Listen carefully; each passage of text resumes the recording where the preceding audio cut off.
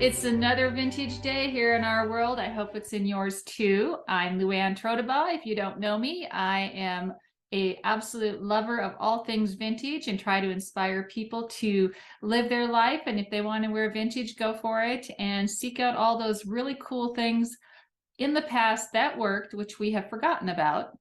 And then there's maybe some things we should forget about.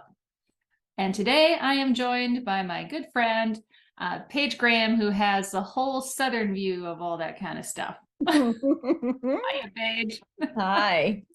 Well, I think that we kind of decided to talk about today's topic because we are embarking upon the season of cold and flu, and we needed to kind of figure out some old home remedies that still work, that we might have even employed in our youth.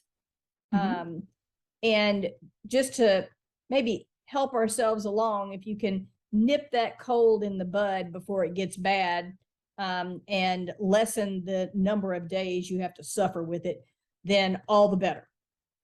Yep. And I grew up in a family where I look back at it now, and my dad was truly one of those, I don't want to call him a granola, but he was really into homeopathy and all that kind of stuff. And he was just, my dad, that's just what he did. You know, I wonder if anybody else looked at him as being weird. But anyway. Well, my mom was a nurse, so I think I've told you this before, but you had to pretty much barf up a lung to miss school. So she was going to put something in you, whether you wanted it or not, because you were going to school.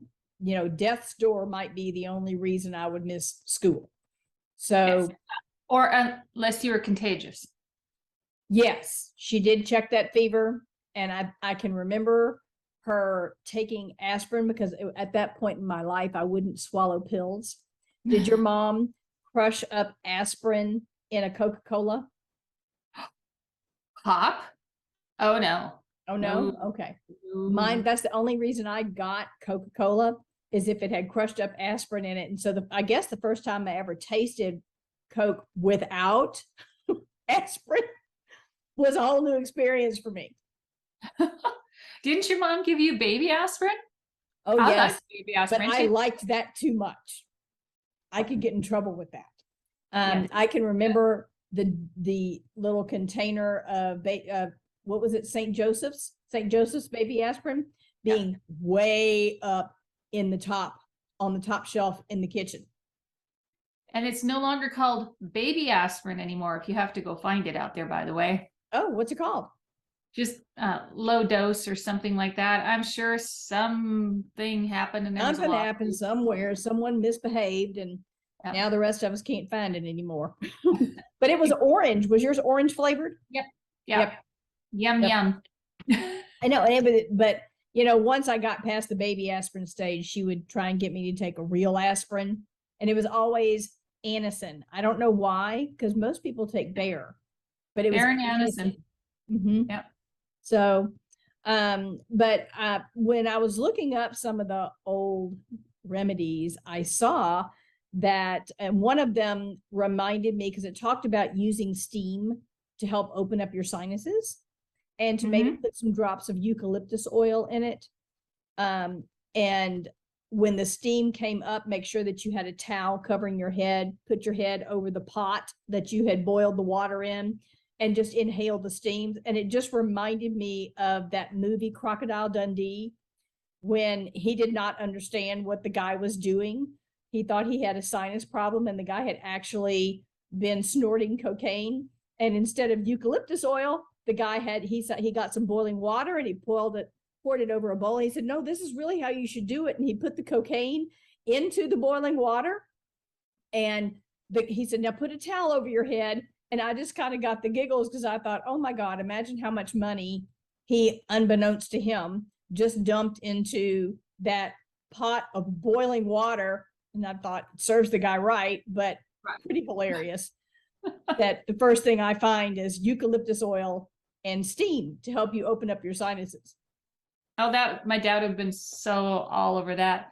But do you guys remember the old Speed Queens? They were a round vacuum, I don't know, a couple foot tall, and they had a reverse thing where they actually pumped like the heat of the machine out, and there was a little cup thing in the center, and he would put in, I'll bet it was like eucalyptus oil or some type of vape or something. And all I remember is if there was colds in the house, all of a sudden that machine would come out and it would run all night, and it would be this horrible smelling stuff. Did you get the Vicks vapor rub on your chest? Yeah, got to cover it with a hanky though, because it doesn't work unless you pin a hanky on. Oh, I don't know that I remember the hanky part. I think I just had PJs on, but Yep. you know, Had to keep it warm. I just remember the Vicks vapor rub. Too funny. And I'm not sure that that was much different than Noxzema for your face when we were growing up. So Right. Yeah, it's probably not a good thing. It's like a petroleum based menthol something or other, I think. yeah, exactly. Exactly. Yeah. Another thing, did your mom do chicken soup or broth for you? Of course, chicken soup.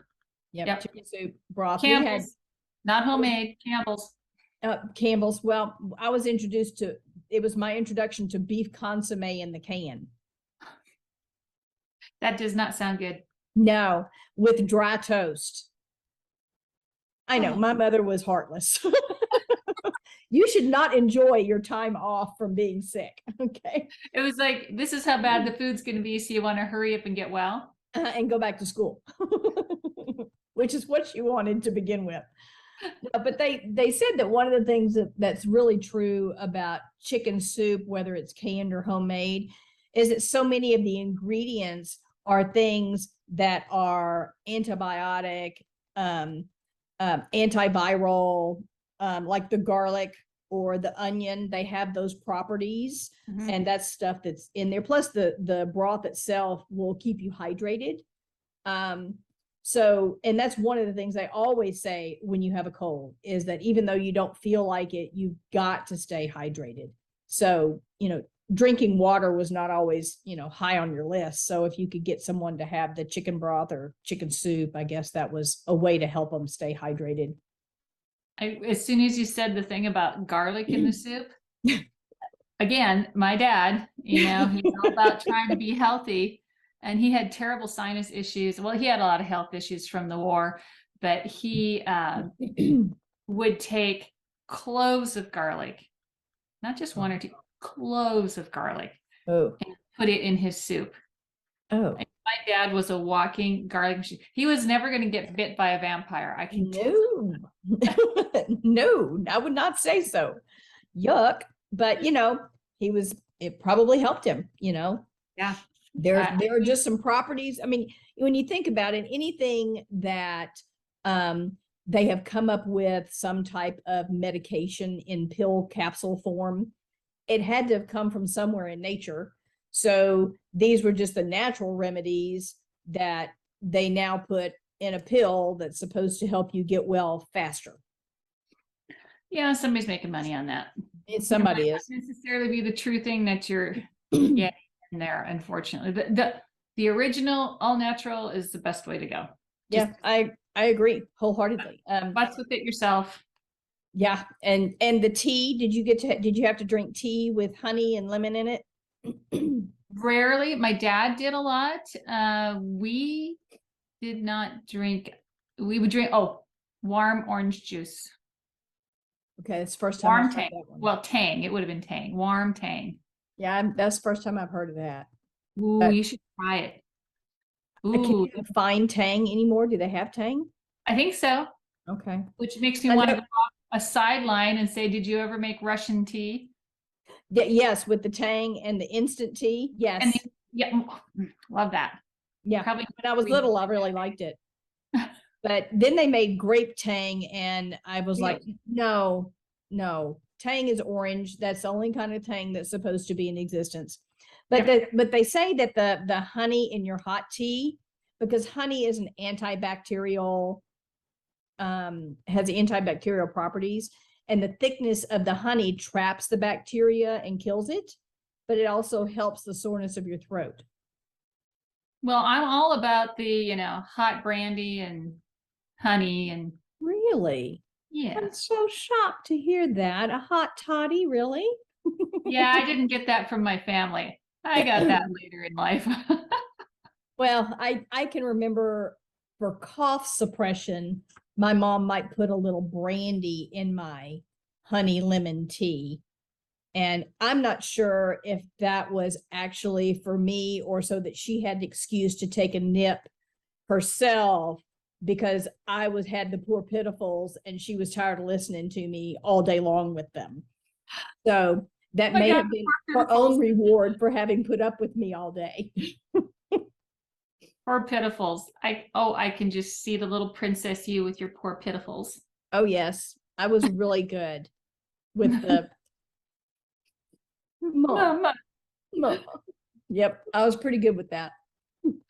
I think a lot of alcohol may have slid into children's hands, with the adult supervision as medicinal. I mean, it does help you go to sleep. And rest is very important when you are not feeling well. Yes. So kudos to them. Did you have hot water bottles? Oh God, yes. Well, you were cold where you were. I can imagine that on a regular daily basis in the winter, you had a hot water bottle. But I can remember having a red, ugly rubber hot water bottle in the bed when I was sick. Yeah, I mean, can you even find them anymore? A hot water bottle? I would be willing to bet my mother-in-law has one, because she has one of everything that has ever been created. Well, I'm sure I could find one at my folks' old house, but I don't know that you can buy one. Buy one. I think people do those, what are those things, like they have the rice inside of like a sachet and you heat it up in the microwave? Yeah, which I kind of think those are better, because when they go to room temperature, they're not cold. When you find a hot water bottle in your bed in the wee hours and it's no longer hot, cold. Yeah. Yeah, that's cold. Especially where you're from. Yeah. Yeah. In the South, it's probably, room temperature, which is still 60. It's not a block of ice. What were some other things that you had growing up that you can remember that your parents would employ to help you feel better when you had the sniffles or had the flu or something like that? I think we pretty much covered vitamin C. Yes. You just like eat them by the hordes. You can't get enough of them down, and that was all winter. You would have vitamin C all winter. Yeah. My husband's real big. Whenever he gets the sniffles, he just wants to eat oranges. Just when I go to the store, buy navel oranges, and he wants orange juice with as much pulp as possible. Wants texture. Yes, he does. So, and it works for him. And we do a lot of elderberry.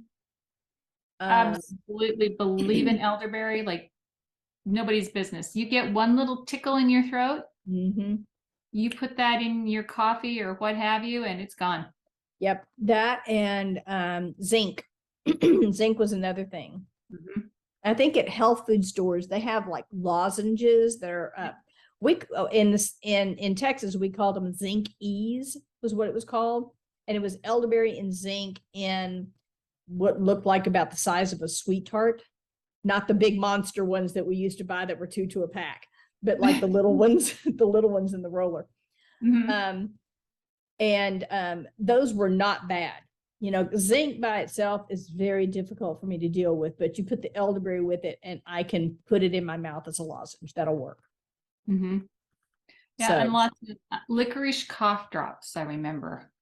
Oh, yeah, I have tried to find them you know, in the last 20, 30 years, and I cannot find licorice cough drops.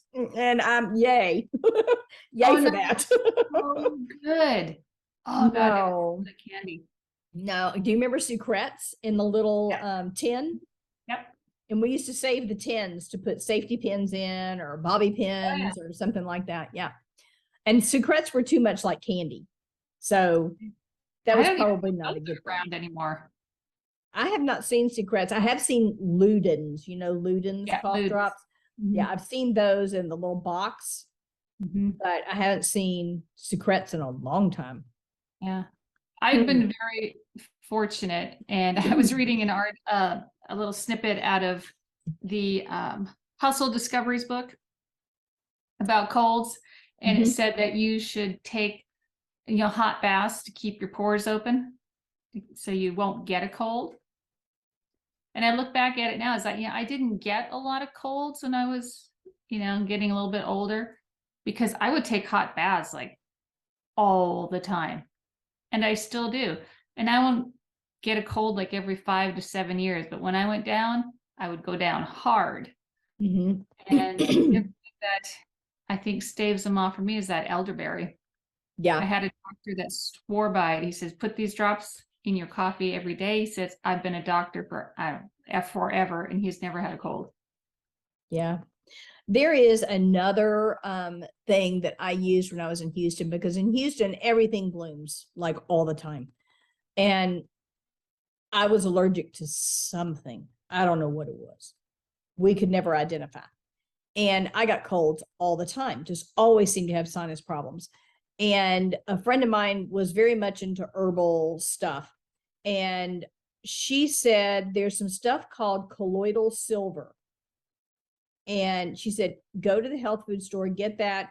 Just put a capful just in your water. There's no taste to it. And I did that. And I took some other herbs at the same time. And I didn't have a cold, not a sniffle, not a sore throat for the 3 years that I kept up that regimen. And then, of course, I fell off from it, and then back they came. So, but that was that colloidal silver was something from like the 1950s that people Mm-hmm. used. And it's not something that you have to take a lot of, but you And just put a little bit in your water. I think nowadays we should preface all this stuff that we're saying from the past and how things have changed. And we know that some stuff is probably not good for you anymore. So do check with your doctor before you try any of these things. Correct. Correct. Yeah, colloidal silver to me sounds kind of scary. I don't know what it is, but it sounds scary. You know, all I can tell you is that it worked. And there was another thing that I did. I can't remember the name of it, but it was a cleanse that I did. It was an herbal cleanse. And when I tell you that I took the first packet of this cleanse, and you're supposed to do 2 packets a day, I went through an entire box of Kleenex within 10 minutes of taking the first packet. And I was like, okay, well, it evidently knew what was wrong with me, that I needed to cleanse myself. I mean, it didn't get rid of my foul language, but it did clean out my head. So, you know, there's something to be said for herbs. You just have to, I think that you have to be careful when you're talking about herbs, to go to a reputable, use a reputable company's herb that they do. I mean, many of them are not regulated. So what they say is in the capsule may not actually be what's in the capsule. So Yes. you just have to go to a reputable one. I actually had one that was very, very reputable. It was one of the few that was approved by the FDA. So at least had been tested, and what it said was what was there. Yeah. And you also have to be careful about toxicity, because sometimes when you take too much of these herbal remedies, it can be toxic. Right. And so with the USDA thing, it would say what the recommended dosage was and what it was for and what you could take it with. I mean, it had all these, you know, just all these, as my husband says, destructions that went with it. So some of those things are really good. Some of it is like, okay, that's too much. But the ones that I took really did work for the 3 years that I did it. And then we moved. and I couldn't find the same brand here. I couldn't find a person that sold it here from that same company. So it's kind of gone by the wayside, and now it takes me 3 weeks to get over a cold. So I think I'd be on the internet hunting them guys down. well, you just have to get some. They aren't sold in stores. You have to sell. They're done by representatives, and I have not found a representative out here. So the only other thing I can do is see if they would send it to me from Texas, but I don't know if they would or not. So Probably. when you had an upset tummy, what was it that your mother gave you to drink? 7-Up for ginger ale. There you go. Amen, sister. And it's something in ginger ale. It's something about the ginger, because ginger is something that's recommended for nausea. It's also recommended when you have congestion. Really? I can remember going in. I think my husband dropped me off to get my get a pedicure one time. And he had come in with me, and he had the sniffles, and the girl that did my nails, we just loved her so much. And she had ginger candy, and Bob was talking about how he was just, congested. And she says, "Oh, here, have some of this." And it was so spicy hot because it was ginger candy. He was like, "I can breathe now, but I have to take this out of my mouth." but it really worked. It served its purpose. But the other thing is just like another thing was peppermint for nausea. Oh yeah, and peppermint in general for my dad. And nowadays I use it for headaches, which I'm sure it was probably used back then, peppermint tea. Yes. I have always had peppermint tea, always. And if you think about how many of the nausea medications that you can let melt in your mouth, they all taste like peppermint. Every single one of them. Interesting. When I moved to France, everything was in the family that I was married into was homeopathy. That's when I got introduced to all the Bach flower things, and there's drops for everything, stress and upset tummy, blah blah blah. There's stuff for everything, and there's a whole book out on it. And it's nice nowadays that there's so much information, where good old remedies are probably a little toxic. Yeah. I just like it that the internet provides the information, and then you can really start looking and deciding for yourself what you think is going to be best for you. And there are herbalists out there that will point you in the right direction. They're like literally the little jars or the little tubes of essence of this, essence of that, and so much of it, like the peppermint, we use that in our sugar scrubs that we make for people's hands. Yeah, it's very soothing. It's very soothing. One of the things that I saw that they said was good for bacteria and good for reducing your fever and inflammation was cinnamon bark. My husband said that was very popular in France, but in what form? Do you chew on it? I think they put it, like, boiled it in their tea. But now they're like, I found a recipe that, let me see what it says. I think I have it here. Powdered cinnamon, cloves, boiling water. You steep all of this, and then you add lemon and honey. There's the lemon and honey again.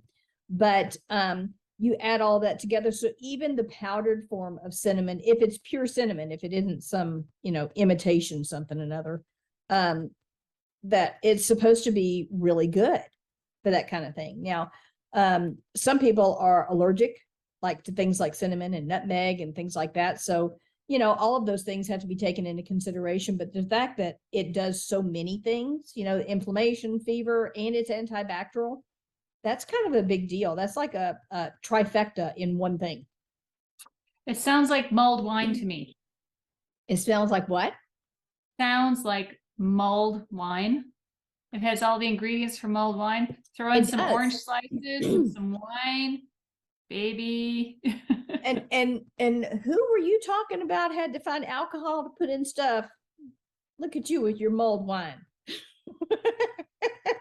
That was a recent, well, not recent, but that was after I left North Dakota. I started finding these other things out there in the world. A whole world full of fun things. Yes. Imagine that. There's another thing, and I've actually heard this about different types of oil, but oregano oil was another thing that I saw when I was doing a little research on this topic. It's also anti-inflammatory, antibacterial, antiviral, all these properties.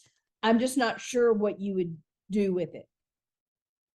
Yeah, would you put it on your pasta? I mean, maybe. I mean, you could put it in a dressing or something, I guess, if you're going to just have it, but maybe put it in a dressing for pasta or on a salad, or I don't know if you cook with it. I'm not sure. I didn't really see anything about how to employ the use of the oregano oil. But it did say that that was another one. Of course, then did you ever have to gargle with hot water and salt? Oh, I know, it was gross, wasn't it? It was so gross. That's one of the highest gag factors for me out there. Yes, gag reflex. That's what I was going to say. It was horrific. Yeah. I was so glad when Listerine got some nice flavor, and it pretty much does the same thing. Yeah, Listerine was pretty harsh for me to handle that too. But I look back now, and my husband had such a different upbringing with medical, help us when you were a child and this, that, and the other. So that when we were first together and I got really sick after an appendicitis surgery. Oh gosh. And I was allergic to the pain stuff they were giving me. It was bad. They sent me home and he had to figure out how to make me survive. I couldn't keep even a sip of water down. Oh and my so gosh. he went out and got things like electrolyte water. Ooh, boy, what is that stuff? I never saw that when I was a kid. Huh. Who knew you need to keep all these things in balance? I knew in college more about electrolytes because they didn't have a girls track team. So I was the trainer and the manager for the boys track team, me and two other people. And we always had to add electrolytes to the big orange thing that they always dump on the coach. We had that big thing of water. It was not filled with Gatorade. It was filled with water with some stuff called Quick Kick, which was electrolytes. So, and I mean, I would just say for someone who has trouble keeping things down, the Pedialyte and things like that automatically has the electrolytes in it these days. And it could be that Gatorade has that kind of stuff in it now. I know that there's a lot of, like, what is it? Propel, I think, is the name of the water that has electrolytes in it. So I think that they've recognized the importance of that and are now actually telling you what's in it so that you can, get it for yourself. Because I mean, where would you have gotten that when we were little? I mean, yeah, absolutely unheard of. But it was so much easier raising us when we were little kids. They had access to so many more things like baby aspirin and so on. Can you imagine being a parent prior to, I don't know, what, 1930? It must have been so scary.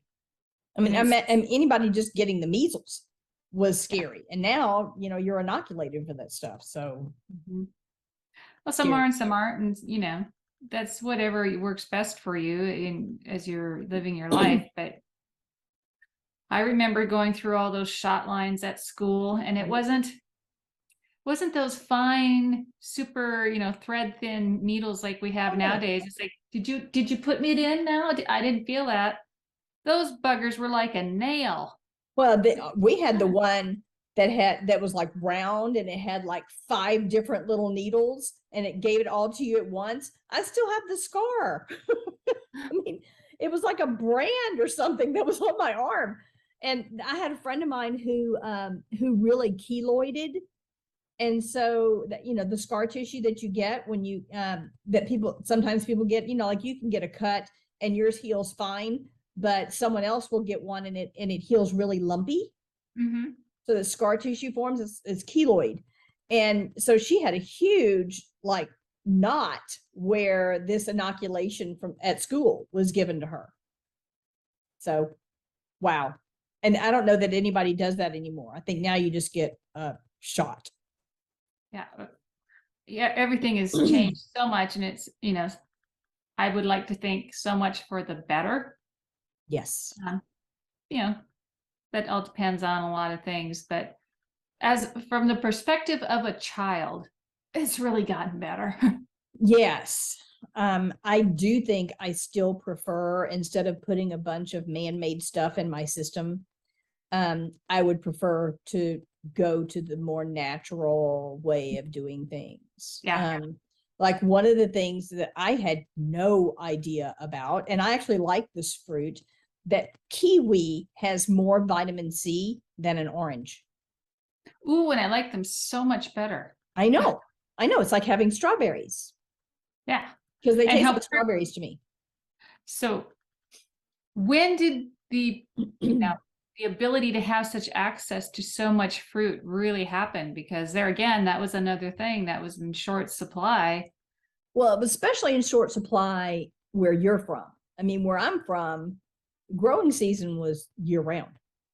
Oh. I mean, mm-hmm. the worst thing we ever heard was that Florida had a freeze during the winter, because then we were like, but I'm not going to get my orange in my Christmas stocking now. What the hell? So we always had fresh fruit and stuff. Plus my mom grew tomatoes and right. We had a lot of that source for it. But I mean, we could grow that stuff like literally at Christmas time. It could be 70 degrees and humid. So, but that still was better than 100 degrees and humid. So we were happy. But we had access to a lot of that stuff. We always had oranges in the store and apples and grapes. We were real excited when there were grapes in the house. My mom didn't buy them very much. So they were always expensive. Yeah, they were very, very expensive. So I just think that that old school remedies are something that we lose. Maybe people's grandmothers kind of try and keep them up on it, say, telling their own grandchildren and that to take care of the great grandchildren, maybe you should do this, and I just think that those things work. I mean, they didn't have access to all this fancy stuff we have now, and they survived, so maybe we should listen to a little bit of what they have to say. A lot of things that makes you wonder, how did we survive? Right. I know we have a topic coming up soon, about, mend and make do. So I pulled out my grandmother's Hints from Heloise book. Mm-hmm. And there was a recipe somewhere in here on how to make a mustard plaster. A what? A mustard plaster? Like out of prepared mustard or ground mustard? I really don't remember which one it was. Here it is. And I don't even know how you implement using them and what for. I mean, is it for gout? Is it for to repair a wall? No, it's for the body, to take care of the body for different things. You want me to put mustard on my body? Yeah. Teaspoon of mustard, flour, camphorated oil, white of an egg, vinegar enough to mix and to paste it on you. Oh, can you imagine the smell? Yeah, I mean, they had all kinds of weird stuff like this that can you imagine the smell of that? Between the mustard, the vinegar, and that oil. Maybe that's why they drank someplace. And what was up with castor oil? Hello. It fixed everything, apparently. Yes. My mother never gave it to me because she couldn't stand it. You know, my dad had his go-to things because my dad thought everything could be fixed with Pepto-Bismol. Even if you scraped your knee, go drink some Pepto, you'll be fine. You know, Mercurochrome. Oh my God. oh, that was like that, and there's something else that was called methylate. Yes. It was whatever it was. It hurt like hell, and I'm like, you know, my friend's moms use Bactine, and it doesn't hurt. Why do I have orange streaks on my cuts? I mean, just Yes. let me Yes. die. And say it doesn't hurt, and I think about it now, probably all it was dye and alcohol, rubbing alcohol. Who knows? But I know it had that glass applicator, with the little ball on the end. Yep. I feel like anybody our age that survived mercurochrome and methylate, we deserve a medal. Okay. Because that was just cruel and unusual punishment. It was. It was. Any little nick cut or what have you. Oh, go get them. Oh, no. Oh, I would just avoid it. I just wouldn't tell my parents. I'm fine. I'm fine. There's no problem here. See, nothing to look at. Hard. All right, Miss Luann, did you have any other things that you could think of that you used in your youth? No, but I can tell you that I've gotten older. I use a lot of essential oils nowadays. Yeah. Getting back to the old things. I'm not going to do the mercurochrome, da da da da da, but that's not a calming thing. yeah. I'm sure the moment we get off of this podcast, I'm going to think of a whole bunch of things, but there was one thing that you and I talked about the other day about when you have backaches and stuff. There's a plant called a comfrey plant, and they make a cream. I guess it's kind of like maybe a Bengay kind of cream or something that you can apply to sore muscles, and it makes them so much better. And that's the only other thing that I saw for home remedies. That was one that I actually had not heard of before, because I had not heard of that plant. And isn't there a comfrey tea? There may be, that would make a lot of sense. Yeah. Don't come to us for medical advice. Let me tell you. We just tell you what we used and survived.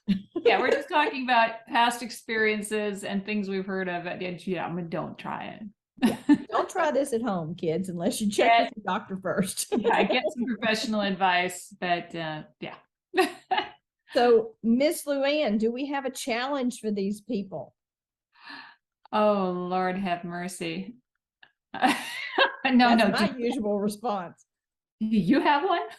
Well, my thought was that perhaps we could challenge them to preempt some of these upcoming illnesses, the typical winter colds, fall colds, and flu season, by maybe utilizing some of this stuff ahead of time. Like, take your elderberry on a daily basis. Number one, take your elderberry, whether you do it in drops or in the chewables. I would recommend that. Over the counter stuff, that's really good. Yeah. Staying hydrated.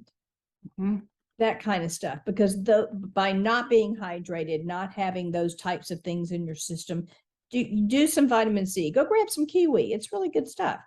But keep up with that kind of stuff. Have it on hand so that when you get that first little twinge in your throat, you could use something that might stave off an issue and make your days much more enjoyable, as opposed to having the poor pitifuls. Yes. No poor pitifuls for us this year. That's right. I've already had my bout, and that was on my birthday. I received a cold from the heavens above, I guess. I don't know what I did, but I ain't going to do it again. And it took me, literally has taken me 2.5 weeks to get my voice back so that we could do a podcast. So it's, just a little bit of preventative maintenance, a little bit of having some things on hand. Maybe you could kind of do a little bit of your own research and see what might work for you. And try and have some of these things on hand so that you can use them and maybe avoid the illnesses that happen during the winter when we're all closed up. And taking some self-care, because I think people push themselves way too hard. It's time to slow down, not just this season, but just life in general, and enjoy what is around you. This push, push, push, I know for me, had some really bad things happen to my health. And when I started slowing down, boy, life got a whole lot better and a lot healthier. Things come back into alignment like they're supposed to. So maybe our challenge could be for you, if you find a recipe for something that you think would be really great to help people stay healthy. If you find something that you try out that you think is great, send us a little message so that we can share that information. We would love it. Take a picture of something that you create that is good for your mental health too. Yeah. Take a nice hike somewhere and there's beautiful foliage. Take some pictures. Send us a picture. We would love to see it. Now's the time to go out and take in those beautiful colors that are coming our way before the winter set in. Yeah, before the rain hits and it makes all the leaves turn brown. So yes, but we do need rain, please. We do, but it does kind of ruin the foliage just a little bit. And I like those colors. Yeah. So okay, folks. Well, thank you for joining us here on another Vintage Day. Please do bring us your ideas, because we have lots of topics we'd like to cover. We'd also hear what you'd like us to cover, because as you can see, we've got a lot of North and South experiences that we can share. Right. And make sure that you look for us on anothervintageday.com, where we have our quarterly magazine for sale. And Luann, where else can they find us? They can also find us on patreon.com/anothervintageday. And when you become a member, you not only get the podcast, you get the magazine, and you get lots of other things in there that are escaping me at the tip of my tongue right now. Oh, newsletters, events, newsletters. So please join us there and help support us here on our project. Well, you all have a great vintage day, a great vintage week. And remember, the only thing that's stopping you is when you don't say, let's do it. Yes, let's go have some fun. All right. Y'all have a great one. Okay, bye-bye. See you next time. Bye. I'm so glad you were here to be part of this journey with us. We appreciate all your support here, and we'll be bringing you lots more fun episodes soon. So remember, living your vintage lifestyle all begins with saying, yes, let's.